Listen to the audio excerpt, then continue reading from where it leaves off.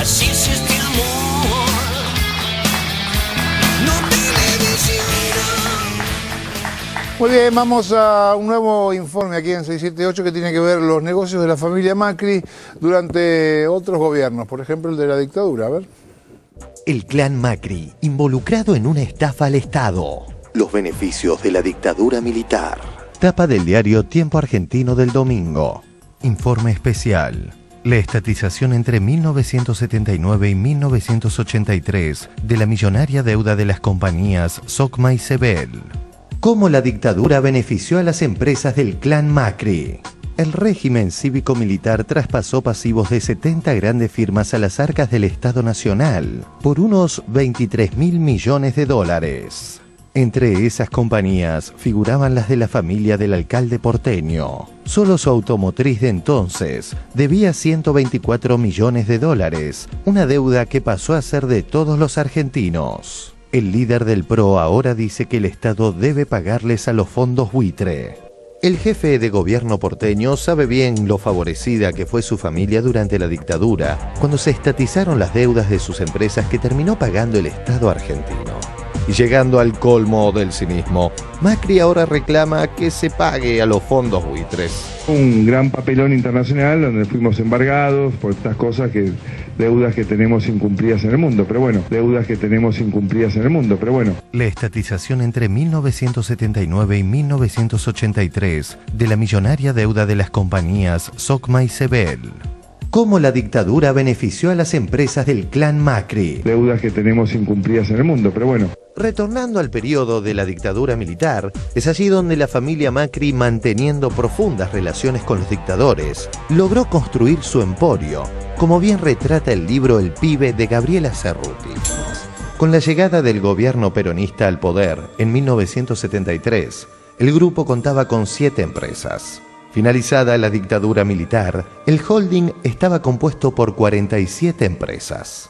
Dentro de esos negocios, uno de los más importantes fue el realizado con el brigadier Osvaldo Cacciatore.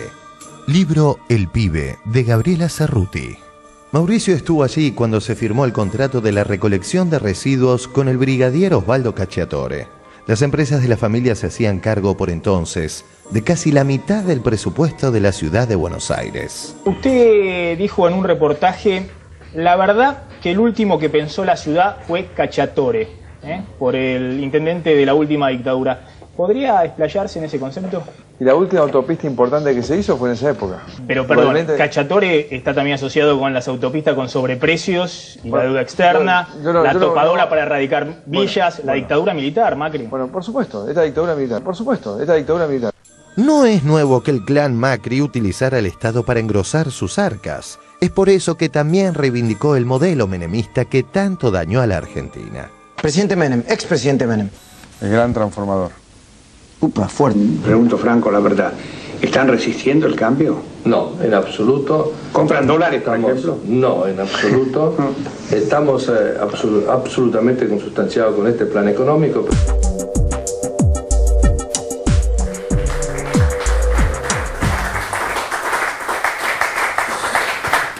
Bueno, qué suerte que te tenemos acá, que eso es la que escribió. Qué casualidad. Esto es como en un esfuerzo de producción. Dale. Está bien usar la palabra paradigmático, ¿no? Lo de cómo funcionan las empresas y cómo se enriquecen las empresas con algunos gobiernos y reciben ayudas estatales, después se quejan de los estados. A ver, yo creo que Macri en un momento dice una frase que es muy paradigmática, como vos decís, que es, mi papá me enseñó, nosotros somos empresarios y los empresarios tienen que ser siempre oficialistas.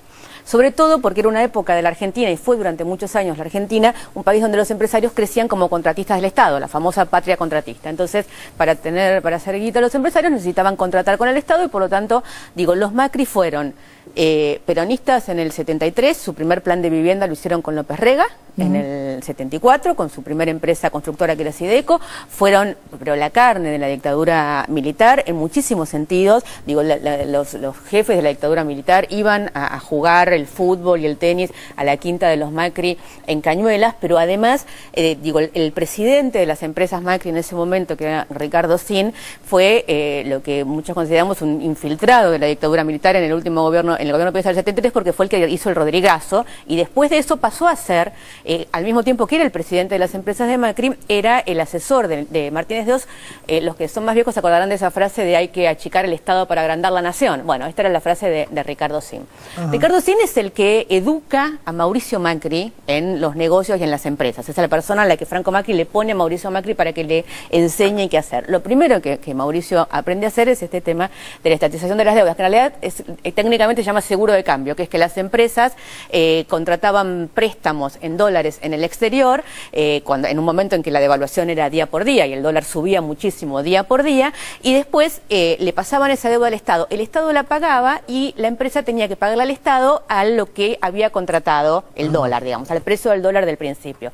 Pero esto era todavía más escabroso porque en realidad muchos de estos préstamos, lo que después se descubre en diferentes investigaciones que se hacen en su momento durante el alfonsinismo hacia una al Banco Central, después hay una causa judicial, después ahí está la comisión antilavado de Lilita Carrió, que también... Me acuerdo de la revista El Periodista sacando en páginas enteras con todas las empresas que estaban licuando. Lo que los tipos hacían era, inventaban empresas en paraísos fiscales, se autoprestaban, autodaban créditos para sus empresas, y esas deudas eran las que les pasaban al Estado. O sea, terminaban cobrando del Estado préstamos que se habían dado ellos mismos. En ese momento los Macri pasan de 7 empresas a 47, arman el holding Sogma, que hasta ese momento no existía, son dueños de el Banco de Italia, que terminó en un escándalo por el tema de la PDU y del Banco Ambrosiano y de todo lo demás. Pero Gabriela, de 7 a 47, ¿en cuántos años?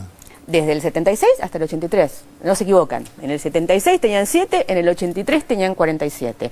La deuda que le estatizan a Sogma, a la empresa, no es de 120 como dice Tiempo, sino que es de 700 millones, porque Tiempo toma una sola de las empresas que es Sebel, y Sogma tenía 47 empresas, entonces hay otra cantidad de empresas. En ese momento se produce un lavado de plata impresionante, que es cuando compran Fiat, porque compran Fiat, que estaba muy endeudada, y le pasan la deuda al Estado Nacional, con lo cual el Estado argentino termina pagando la deuda en dólares que tenía Fiat en Italia, digamos.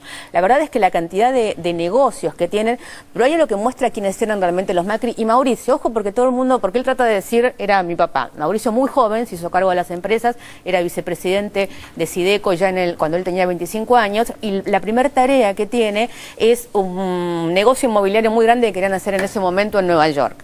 Para hacer este negocio inmobiliario necesitaban un crédito del Chase Manhattan Bank y no lo podían conseguir. Y Mauricio Macri contrata a Martínez de Oz como su lobista en Nueva York para esto. Y lo lleva y juegan al tenis y juegan al golf. Y esto no, digo, contado por él en una entrevista que le hice para el libro, él cuenta que efectivamente para llegar a ese tipo de banqueros lo que necesitaba era alguien como Martínez de Oz, ¿no? Entonces, me parece que la relación y la manera en que ellos crecen con respecto a la dictadura militar es algo que después se vuelve a ver sin duda en el menemismo, cuando ellos forman parte del gobierno, ponen secretarios, Macri me dice en un momento, todos dicen que fuimos menemistas, y al final nosotros le pusimos ministros, secretarios, directores, hicimos las licitaciones y nos quedamos solamente con las autopistas y con esto y con lo otro. En cambio, Roggio, que no hizo todo lo que hicimos nosotros, se quedó y tenían la cuenta de cuánto habían agarrado ellos y cuánto había agarrado Roggio.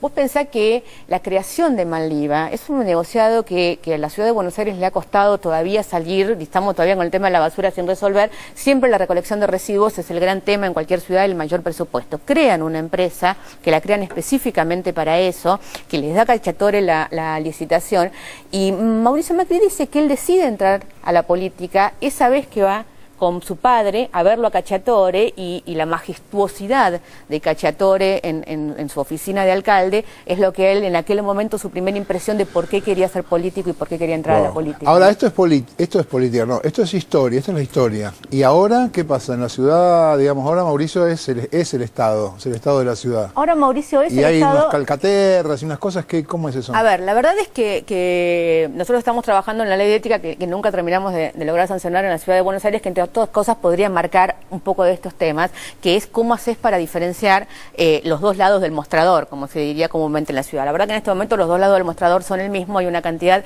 de empresas de Mauricio Macri. Lo que muchas veces los periodistas dicen, Sogma es de Franco Macri. Sogma es de Mauricio Macri. Franco Macri se fue de Sogma hace muchos años, le dejó la empresa a sus hijos, él tiene una empresa de negocios en China y qué sé yo, y la empresa Sogma, que contrata con la ciudad de Buenos Aires, la empresa Calcaterra, que es del tío, son accionistas los hijos Macri, entre ellos Mauricio Macri.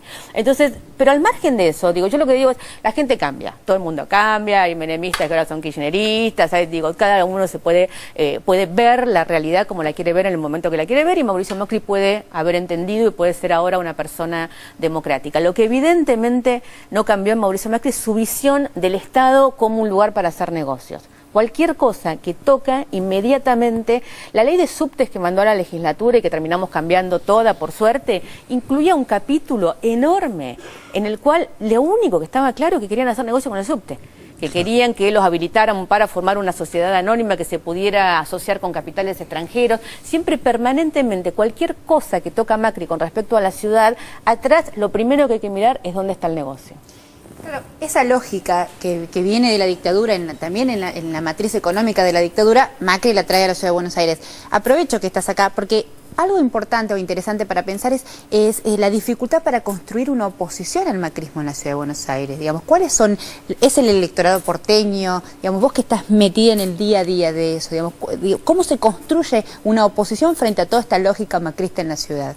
Yo creo que los porteños somos bastante peculiares, digamos, y nos cuesta mucho pensar un proyecto en unidad y un proyecto lo suficientemente amplio como para en este momento poder ganarle al macrismo. Creo que ha cambiado muchísimo la situación, es la primera vez que nosotros como espacio político, el kirchnerismo tiene una fuerza territorial que no existió nunca en la Ciudad de Buenos Aires. Hemos cometido muchísimos errores en el pasado, digo, la construcción territorial del PJ, digamos, de la capital no existía, la mitad del PJ terminó con Macri, digo, lo que era el peronismo en la Ciudad de Buenos Aires, la verdad es que ha cometido históricamente muchos errores en la ciudad. Esta ciudad se pudo ganar, no, digo, habrá sido mejor o peor el gobierno de Aníbal Ibarra, pero la verdad es que ganó y fue reelecto, y entonces no podemos, yo no me creo esa de vamos de que esta es una ciudad gorila o que esta es una ciudad de derecha, no. Esta es una ciudad que en determinados momentos históricos vota determinadas cosas, digamos, donde hay un núcleo muy fuerte de anti-gobierno nacional, sea cual fuera el gobierno nacional, pero donde realmente se puede construir algo en base a lo que es la Constitución de la Ciudad de Buenos Aires. Cuando nosotros nos dimos la Constitución en la Ciudad de Buenos Aires, Constitución que escribió entre otros Zaffaroni,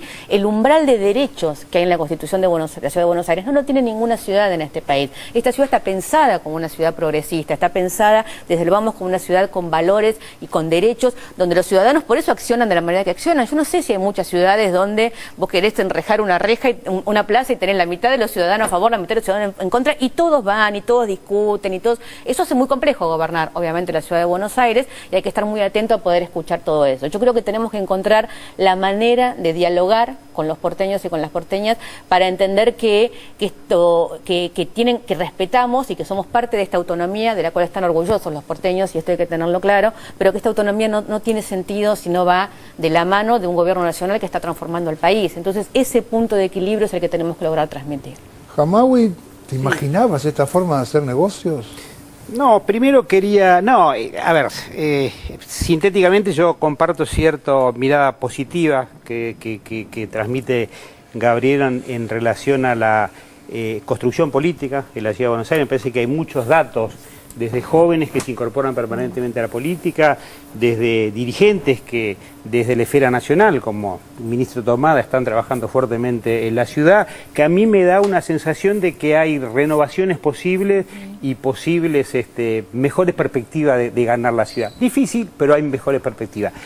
La forma de hacer negocios, no, es el círculo diabólico que llevó a la Argentina al 2001. Digamos, el culto de la deuda, que es viejo casi como el país, más los negocios prebendarios, hacen un cóctel explosivo, digamos. El gran negocio internacional y de la oligarquía financiera es la deuda. Y para los empresarios, deuda ficticia, deuda que absorbe el Estado. Y ahí sí hay un pequeño puntito que no quiero ser injusto con Alfonsín, que lo respeto y aprecio, pero ahí hubo un gesto de reconciliación, era ahora todos, y en realidad no se animó a cuestionar la deuda, cuando en el 83 era el momento para cuestionar esa deuda espuria. Bueno, los conceptos de reconciliación siempre hay que pensarlo de acuerdo a qué significa la reconciliación en ese momento. Si significa dejar las cosas como están y dejar la alfombra, la basura bajo la alfombra, a mí esa reconciliación no me gusta. Si significa reconciliarse atrás de un proyecto integrador que abarque democrática y de forma igualitaria la sociedad, vamos por esa reconciliación. Ahora, Hamaoui, los empresarios son los mismos. Los empresarios son los mismos. El tema es cómo hacerles entender que el país es otro, ¿no? También. Bueno, ahí está la política. Y está la gente que debe apoyar cada vez más la acción de la política. Y tener claro, un empresario puede ser muy exitoso en su empresa, difícilmente sea un buen gobernante de un país, o de una ciudad o de un municipio. Es verdad. Yo creo que es la primera vez que lo que está en discusión, nosotros hablamos mucho de los medios, pero que es en general, es que es la política la que está dirigiendo por encima de las corporaciones y por encima de los empresarios. Y me parece que ese es dificultad. Con muchísima dificultad, y esto es lo que provoca las tiranteses y las tensiones y todo lo que estamos hablando. Claro, pero disculpen, pero es la primera vez que realmente esto se ve. Digo, los Macri gobernaron la ciudad con Cacciatore, gobernaron la ciudad con Grosso. No es una manera de decir, gobernaron, le ponían el secretario de Hacienda, el secretario de Obras Públicas, sacaban un gerente de una empresa y lo ponían de secretario. Digo, es la primera vez que, con todas las dificultades y con todo el debate que hay, esto que nosotros en nuestra área vemos claramente con respecto a los medios de comunicación, se está dando en todas las áreas, que es la atención de si la política va a estar por encima o no de las corporaciones. Tengo que hacer un corte, lo hago y después volvemos. De tres esquinas, viejo baluarte de una arrabal. Muy bien. Donde florecen como grisinas las lindas pibas de delantal. Cantalo. Bueno, con Hace este... mucho que no te oigo cantar. Sí, es verdad. ¿Me prometés que te vas a inspirar y vas a hacer algo? ¿Qué pasa con la tonina? ¿Qué pasa con falta? la tonina? Hay veces que falta, hay que tener un poco de distensión a veces. Bueno, no, primero se me ocurrió una reflexión,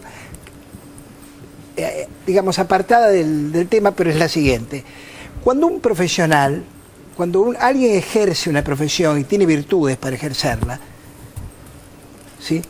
Si ingresa en un sistema que te traga, te fagocita, te somete, te vacía de esas virtudes y terminás siendo un sujeto sujetado.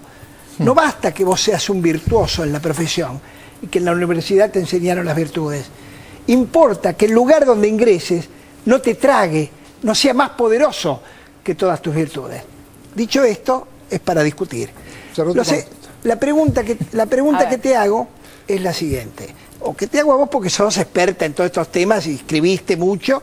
Cuando vos hiciste este retrato del Macri empresario, sinuoso, etcétera, etcétera, está claro, con pruebas y demás, la pregunta que se me ocurre es, ¿y por qué gana Macri en la ciudad de Buenos Aires? Es una pregunta que no está exenta no es ingenua, es básica, primitiva, pero es cierta. ¿Por qué, si tan inteligentes son los legisladores, tienen tantos juicios críticos verdaderos, verosímiles, la sociedad los ve, la sociedad está, este programa se nutre de esas críticas permanentemente, ¿por qué Macri logra cautivar a la sociedad de la ciudad de Buenos Aires, que curiosamente, de acuerdo a tu retrato y al que hacemos, es una ciudad progresista, sociedad que tiene derechos que en otros lugares no hay, que ha avanzado en sus conductas sociales, etcétera? ¿Por qué gana Macri? Y esta es una pregunta... A ver, yo creo que Macri gane y perdemos nosotros. Las elecciones en la ciudad de Buenos Aires no hay que mirarlas solamente desde el lugar de por qué gana Macri. En la ciudad de Buenos Aires gana Macri y nosotros como espacio político perdemos.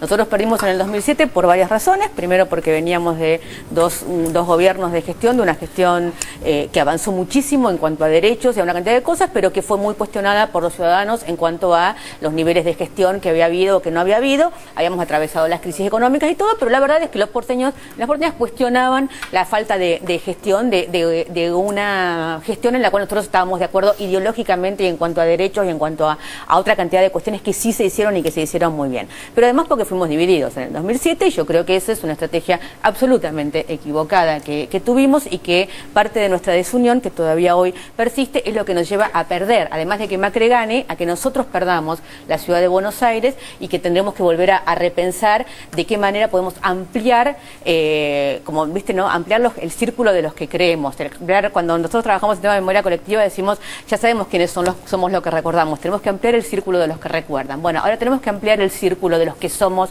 en la ciudad de Buenos Aires. Ahora, Macri tiene una cantidad de virtudes que a nosotros no nos gustan, pero que sí le contactan con un sentido común de muchos ciudadanos y de mucha clase media aspiracional, ¿no?, de esta ciudad, porque no es un tema de la clase social a la que uno pertenece, sino de la clase social a la que uno aspira a pertenecer, ¿no? Así como decíamos, hay mucha de la gente que marchó porque no podía comprar dólares, nunca en su vida había comprado dólares, pero tenía la aspiración de pertenecer a esa clase social que compraba dólares. Entonces, acá en la ciudad de Buenos Aires hay una clase media aspiracional que en esas virtudes de empresario, de señor casado con modelos, de ese mundo del glamour, de ese mundo de la plata, digamos, para decirlo en alguna cosa, ve reflejada una cantidad de cosas a las que ellos les gustaría pertenecer, digamos. También es cierto que Macri hizo alianzas políticas, hizo con una parte del PJ en la ciudad de Buenos Aires, que le dio una base territorial que no tenía, por eso antes le había ido mal en las elecciones, y también es cierto que hoy Macri en la ciudad de Buenos Aires tiene entre el 30 y el 35% de los votos, hoy en la ciudad de Buenos Aires. El tema es cómo hacemos nosotros para que ese otro 70% no se vaya en diferentes opciones, que algunas van a tratar de agarrarse del antikirchnerismo furioso, que también hay en una parte de esta sociedad, y que otras se van a tratar de agarrar en el antigobierno nacional. Hay que ver cómo hacemos nosotros para poder unir de alguna manera o convocar lo más que podamos de ese 70% que hoy no apoya a Macri. Ya está respondido, no hay más preguntas, señor juez. Vamos a un receso y ya volvemos con más 678.